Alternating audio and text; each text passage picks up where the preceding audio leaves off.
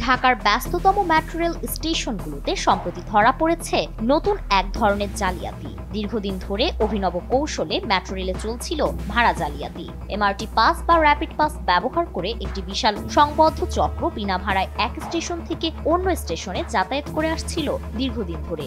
এই নিয়ে এবার টনক নড়েছে মেট্রো রেল কর্তৃপক্ষের। তবে সমস্যার সমাধান করতে গিয়ে সাধারণ যাত্রীদের জন্য নতুন অসুবিধা তৈরি হয়েছে।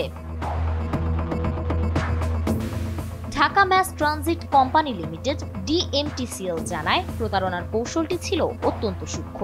চক্রের সদস্যরা দুটি দলে বিভক্ত হতো। প্রথম দল স্টেশনে কার্ড পাঞ্চ করে প্ল্যাটফর্মে প্রবেশ করত। সঙ্গে থাকা অন্য দলটি কার্ডটি পুনরায় পাঞ্চ করে বেরিয়ে যেত।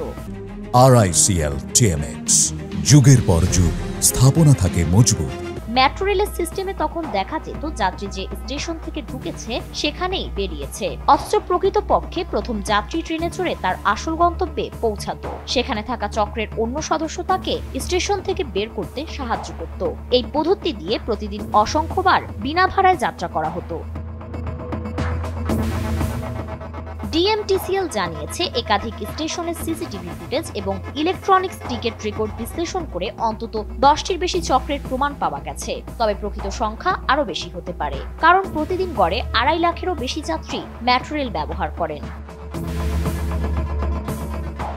ভাড়া প্রতারণা বন্ধ করতে সোমবার থেকে মেট্রো রেল কর্তৃপক্ষ এক স্টেশনে বিনা ভাড়ায় এন্ট্রি এক্সিট সুবিধা বন্ধ করেছে। তবে এই পদক্ষেপে সাধারণ যাত্রীদের জন্য নতুন সমস্যা তৈরি হয়েছে।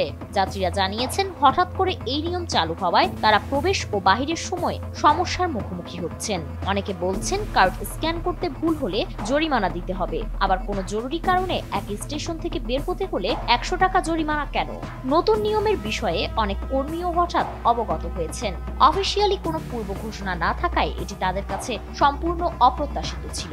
যাত্রীদের অভিযোগ, নতুন নিয়মে সবার উপর এরকম জরিমানা আরোপ করা হচ্ছে, যা অন্যায়। তারা মনে করছেন, যদি লক্ষ্যভিত্তিক নজরদারি ও টেকনিক্যাল ব্যবস্থা গ্রহণ করা হয় এবং চক্রের সদস্যদের দ্রুত শনাক্ত করে শাস্তি দেওয়া হয়, তাহলে সাধারণ যাত্রীদের কোনো অসুবিধা হবে না। ডিএমটিসিএল এর ব্যবস্থাপনা পরিচালক ফারুক আহমেদ এ বিষয়ে সরাসরি মন্তব্য করতে রাজি হননি। তবে প্রতিষ্ঠান সূত্রে জানা গেছে, ভাড়া প্রতারণা বন্ধ করতে দ্রুত টেকনিক্যাল এবং প্রশাসনিক ব্যবস্থা নেওয়া হবে। একই সঙ্গে প্রতারণা চক্রকে চিহ্নিত করে শাস্তি দেওয়া হবে। ফারিন রহমান প্রীতি, NPB।